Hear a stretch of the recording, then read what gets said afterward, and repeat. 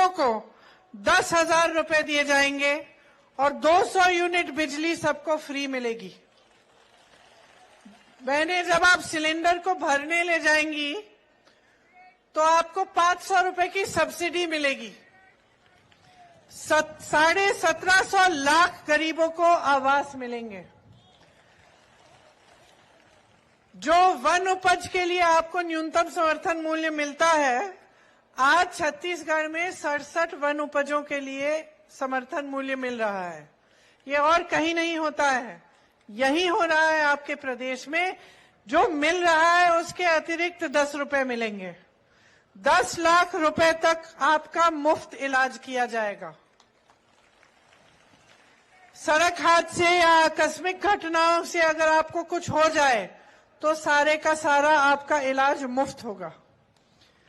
तीवरा फसल को भी एमएसपी के जरिए खरीदा जाएगा।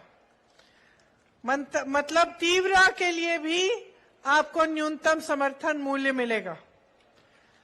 700 इंडस्ट्रियल पार्क बनेंगे। अभी तक 300 बनाए गए हैं, इनसे आपकी बहुत सुविधा होती है। 700 और बनाए जाएंगे इन 5 सालों में, अगले 5 सालों में। महिलाओं के स्वयं सेवा समूह और सक्षम योजना के कर्ज माफ होंगे। युवाओं को उद्योग हेतु 50% सब्सिडी के साथ सीधा ऋण मिलेगा। प्रदेश में जाति जनगणना की जाएगी। इसके बारे में और मैं अपने भाषण में भी आपको बताऊंगी। और अंत्येष्टि संस्कार में जो आवश्यक सामग्री होती है, लकड़ी आदि, वो सरकार आपको देगी। तो ये तो हुई हमारी घोषणाएं। अब मन में बात आती है कि यहां मंच पे खड़े होकर तो सारे राजनीतिक दल के नेता बड़ी बड़ी घोषणाएं करते हैं कि नहीं? भाजपा वाले भी करते हैं, है ना? तो आपको कैसे पता चलता है कि जो घोषणा हो रही है उसे पूरा करेगा ये नेता, ये पार्टी उसे पूरा करेगी कि नहीं?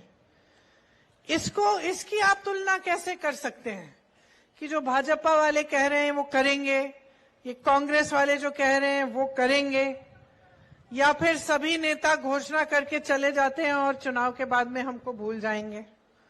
आप बताओ, आपको कैसे पता चलेगा? सही घोषणा करती है। आपको भरोसा है कांग्रेस में? भरोसा है? क्यों है भरोसा? बघेल जी की वजह से? बघेल जी और वजह है कोई? राहुल जी की वजह से? और वजह बताओ। सबसे बड़ी वजह यह है, अगर आप आज कह रहे हो कि आपको भरोसा है सरकार में, तो इसका कोई आधार होगा, इसकी वजह होगी। और हां, नेताओं में तो आप भरोसा करते हैं। कांग्रेस के नेताओं में महात्मा गांधी जी से लेकर आज तक जनता ने हमेशा भरोसा किया है, लेकिन उसका एक आधार होता है।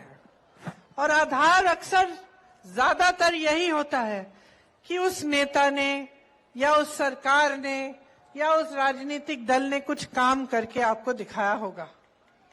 जब आपका जीवन बदलता है, जब आपके जीवन में तरक्की आती है, तभी आप भरोसा करने लगते हो।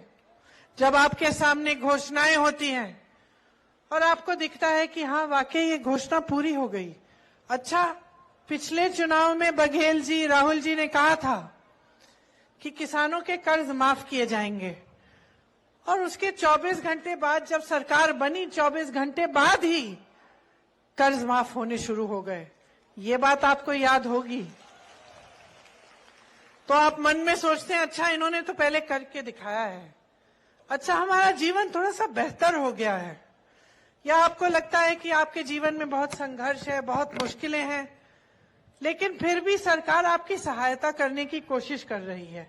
तभी आप में, आपके दिलों में ये श्रद्धा, भरोसा, ये भावनाएं पैदा होती हैं एक नेता के प्रति और एक राजनीतिक दल के प्रति। तो आज अगर हम यहाँ खड़े होकर कुछ घोषणाएं कर रहे हैं, तो उसके पीछे भी यही बात है कि हम भी आप में भरोसा करते हैं और आप हम में भरोसा करते हैं। अब यहाँ के जो प्रत्याशी हैं उनमें से एक प्रत्याशी ने कहा कि कांग्रेस पार्टी की विचारधारा जो है उससे जुड़ जाओ। ठीक है, अच्छी बात है। ये विचारधारा क्या है? ये कौन सी विचारधारा है जिससे हम चाहते हैं कि आप जुड़ें? इसके बारे में मैं आपको बताना चाहती हूं कि हमारी जो विचारधारा है उसकी नींव स्वतंत्रता के संग्राम में डली, जिसमें आप सबके पुरखों ने भाग लिया। क्योंकि स्वतंत्रता का संग्राम जो था वो सिर्फ नेताओं ने वो आजादी की लड़ाई नहीं लड़ी, वो पूरी जनता ने लड़ी। आपके जो दादा परदादा हैं, नाना नानियां हैं, वो भी इसमें उन्होंने भाग लिया और वो भी लड़े इस देश की आजादी के लिए। और उनकी विचारधारा क्या थी? सत्य, मतलब सच्चाई होनी चाहिए सामाजिक जीवन में, राजनीतिक जीवन में, देश के जीवन में, जनता के जीवन में सत्य की जगह होनी चाहिए। कोई नेता आपके सामने आकर कुछ झूठ बोल के चले गया, हमारी विचारधारा के मुताबिक ये गलत है। किसी नेता ने ऐसी घोषणा कर दी जो पूरा नहीं करना चाहता, लेकिन कर दी कि भाई चुनाव आ रहा है, ये हमारी विचारधारा के खिलाफ है। किसी दो भाइयों को लड़ा दिया या धर्म के आधार पर, जाति के आधार पर लड़ा दिया जनता को, और उसमें से राजनीतिक फायदा लिया कि भाई देखो इन दोनों धर्मों को लड़ा देंगे तो ये सारा एक धर्म हमारे लिए वोट दे देगा, हम आगे बढ़ जाएंगे, जनता जाए भाड़ में। ये हमारी विचारधारा के एकदम खिलाफ है।